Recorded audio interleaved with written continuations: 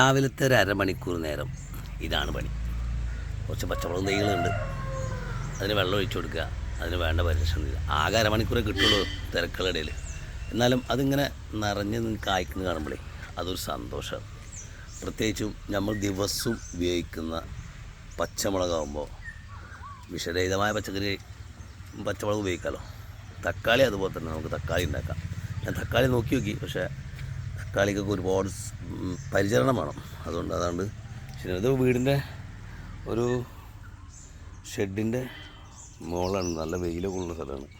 ചുരുളിച്ചൊക്കെ വന്നിട്ടുണ്ട്, അതിനൊന്നും നോക്കാനുള്ള സമയം കിട്ടുന്നില്ല. അതാണൊരു വിഷയം. സമയം ഉണ്ടെങ്കിൽ നമുക്ക് ഒരു ദിവസം ഒരു മണിക്കൂറെങ്കിലും നമുക്ക് വേണ്ട പച്ചക്കറികൾ ഉണ്ടാക്കാൻ തയ്യാറായാൽ ഒരുപാട് രോഗങ്ങളിൽ നിന്ന് നമുക്ക് ഒഴിവാക്കാൻ പറ്റും.